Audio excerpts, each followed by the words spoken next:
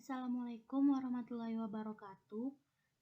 Di sini saya Afnidar Daulay dari IKM 9 semester 3 Fakultas Kesehatan Masyarakat Universitas Islam Negeri Sumatera Utara akan menjelaskan tentang diabetes mellitus. Adapun latar belakang diabetes mellitus, yang pertama itu, diabetes mellitus merupakan salah satu penyakit yang prevalensinya terus mengalami peningkatan di dunia, baik pada negara maju ataupun negara berkembang, sehingga dikatakan bahwa diabetes mellitus sudah menjadi masalah kesehatan global di masyarakat. Jumlah penderita diabetes telah meningkat dari 108 juta pada tahun 1980 menjadi 422 juta pada tahun 2014. Prevalensi diabetes meningkat lebih cepat di negara berpenghasilan menengah dan rendah. Pada tahun 2015, diperkirakan 1,6 juta kematian secara langsung disebabkan oleh diabetes. Hampir setengah dari semua kematian akibat glukosa darah tinggi terjadi sebelum usia 70 tahun. WHO memproyeksikan diabetes akan menjadi penyebab kematian ke-7 di tahun 2030. Diabetes mellitus merupakan salah satu penyakit tidak menular yang jumlahnya mengalami peningkatan cukup signifikan. Menurut Dinkes Bantul tahun 2016, bahwa pada tahun 2015 penyakit diabetes mellitus menduduki peringkat keempat dari distribusi 10 besar penyakit di Puskesmas Kabupaten Bantul dengan jumlah penderita sebanyak 17.088 orang. Pada tahun 2016, penderita penyakit diabetes tetap menduduki peringkat keempat dengan jumlah penderita diabetes mellitus lebih banyak, yaitu sebanyak 20.969 orang. Masih dari latar belakang diabetes mellitus. Penyakit kencing manis telah dikenal ribuan tahun sebelum Masehi, yang ditemukan dalam sebuah catatan zaman Mesir kuno tahun 1550 sebelum Masehi. Catatan ini ditemukan oleh George Ebers, yang kemudian dikenal sebagai Papyrus Ebers. Beberapa ribu tahun yang lalu, Areatus sudah memberikan adanya sebuah penyakit yang ditandai dengan kencing yang banyak dan menamai penyakit tersebut dengan diabetes, yang berasal dari kata diaber yang berarti simpan atau tabung untuk mengalirkan cairan dari suatu tempat ke tempat yang lain. Dikutip dari laman WHO, sekitar 422 juta orang di seluruh dunia menderita diabetes. Sebagian besar tinggal di negara berpenghasilan rendah dan menengah, dan 1,6 juta kematian secara langsung dikaitkan dengan diabetes setiap tahun. Baik jumlah kasus maupun prevalensi diabetes terus meningkat selama beberapa dekade terakhir. Selanjutnya, definisi diabetes mellitus. Diabetes mellitus adalah penyakit kelainan metabolik yang dikarakteristikkan dengan hiperglikemia kronis serta kelainan metabolisme karbohidrat, lemak, dan protein diakibatkan oleh kelainan sekresi insulin, kerja insulin maupun keduanya. Selanjutnya ada jenis-jenis diabetes mellitus. Yang pertama ada diabetes tipe 1. Diabetes tipe 1 ini merupakan penyakit autoimun pada kondisi tubuh tidak mengalami kekurangan insulin atau tidak dapat membuat insulin karena sistem kekebalan tubuh menyerang dan menghancurkan sel-sel pankreas, di mana itu merupakan tempat memproduksi insulin pada tubuh manusia. Orang yang menderita diabetes tipe ini sangat bergantung dengan insulin buatan. Lalu ada diabetes tipe 2. Diabetes mellitus tipe 2 merupakan tipe diabetes yang paling banyak dialami oleh seseorang di dunia dan paling sering disebabkan karena berat badan berlebih dan aktivitas fisik yang kurang. Tanda dan gejala dari diabetes mellitus tipe 2 ini hampir sama dengan diabetes mellitus 1. Selanjutnya masih dengan jenis-jenis diabetes mellitus. Yang ketiga itu ada diabetes gestasional. Diabetes mellitus tipe ini merupakan penyakit gangguan metabolik yang ditandai oleh kenaikan kadar gula dalam darah yang terjadi pada wanita hamil. Biasanya terjadi pada usia 24 minggu kehamilan. Tetapi setelah melahirkan, penderita akan sembuh. Penyakit diabetes tipe ini sangat penting untuk diketahui karena dampaknya pada janin kurang baik jikalau tidak ditangani dengan baik. Lalu yang terakhir ada diabetes tipe lain. Diabetes mellitus tipe ini terjadi akibat gangguan metabolik yang ditandai oleh kenaikan kadar glukosa darah akibat faktor genetik, fungsi sel beta, penyakit eksokrin pankreas, penyakit metabolik endokrin lain, infeksi virus, serta sindrom genetik lain yang berkaitan dengan penyakit diabetes mellitus. Diabetes tipe ini dapat dipicu oleh obat-obatan atau bahan kimia. Apa sih penyebab diabetes mellitus itu? Yang pertama ada faktor genetik. Penyebab diabetes yang bisa terjadi salah satunya itu dikarenakan oleh adanya faktor genetik. Karena memiliki keluarga yang juga menderita penyakit diabetes, maka dari memiliki kemungkinan besar untuk menderita penyakit diabetes.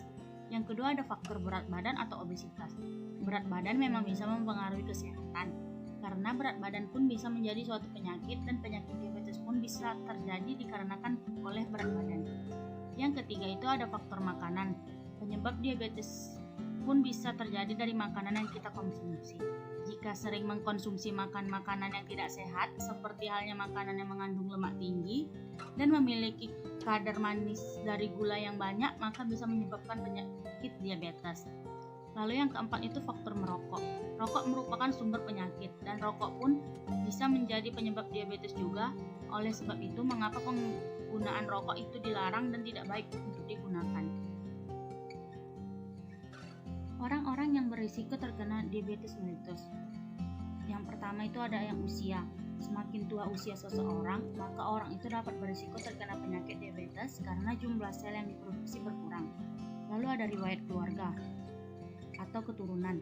Mempunyai pengaruh yang besar terhadap penyakit diabetes mellitus jika ada anggota keluarga yang memiliki riwayat penyakit ini.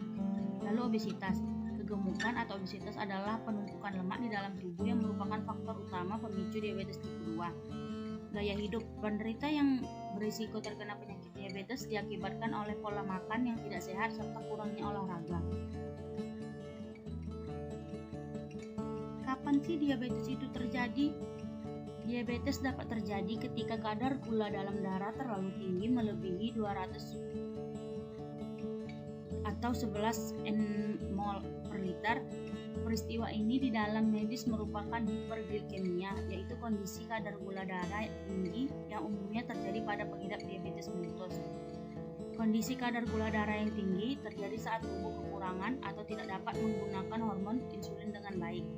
Gula darah yang terus tinggi dan dibiarkan bisa menyebabkan komplikasi diabetes yang memerlukan perawatan darurat seperti ketoasidosis diabetik, sindrom hiperglikemia, hiperosmolar, dan koma diabetik dalam jangka panjang.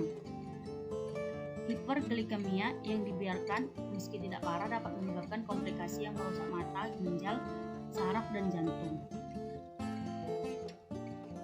Bagaimana sih diabetes dapat terjadi? Dari laman Everyday Health dijelaskan secara spesifik bahwa diabetes adalah kondisi yang mempengaruhi kemampuan tubuh untuk menggunakan glukosa sebagai energi. Glukosa adalah bentuk karbohidrat yang dihasilkan dari makanan seperti roti, sereal, pasta, nasi, kentang, buah-buahan, dan sayuran tertentu. Glukosa juga diolah di hati dan dibawa oleh darah ke seluruh tubuh untuk memberi makan sel. Agar glukosa dapat menjadi energi, dibutuhkan insulin yang bekerja memasukkan glukosa ke dalam sel. Insulin adalah hormon yang dihasilkan pankreas.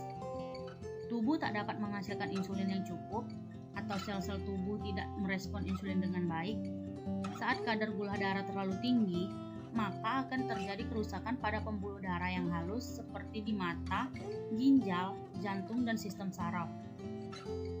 Kadar gula darah yang terus-menerus tinggi akan menyebabkan diabetes atau pradiabetes, sebuah kondisi di mana kadar gula darah di atas rata-rata normal, tapi belum cukup tinggi untuk dikategorikan sebagai diabetes. Pengobatan diabetes. Yang pertama, diet sehat dan olahraga. Untuk membantu proses penyembuhan, biasanya dokter menganjurkan untuk melakukan diet sehat secara teratur. Olahraga juga dibutuhkan agar penderita tetap bugar. Biasanya dilakukan minimal 2 kali dalam seminggu. Lalu ada obat-obatan. Dalam beberapa kasus, dokter juga akan memberikan obat seperti metformin pioglitazone, dan lain-lainnya. Lalu ada suntik insulin. Jika mengalami diabetes tipe 1, maka dokter akan menganjurkan melakukan penyuntikan insulin. Selanjutnya ada fakta dan mitos diabetes mellitus. Yang pertama, jika orang tua menderita diabetes, maka anaknya sudah pasti terkena diabetes. Mitos diabetes ini tidaklah tepat. Pasalnya, walaupun seseorang memiliki orang tua dengan diabetes, Anda tidak akan mengalami hal yang sama. Menurut berbagai penelitian, faktanya, diabetes dapat dicegah. Cara mencegah diabetes bisa dilakukan dengan pola hidup sehat, rutin berolahraga, dan menjaga berat badan ideal. Cara tersebut efektif dalam menurunkan risiko terjadinya diabetes. Yang kedua ada penyandang diabetes, dianjurkan makan gandum bukan nasi. Ini merupakan mitos yang tidak benar. Baik gandum maupun nasi mengandung kadar karbohidrat dan indeks glikemi yang sama. Keduanya meningkatkan kadar gula secara sama. Dengan porsi terbatas, keduanya dapat dikonsumsi.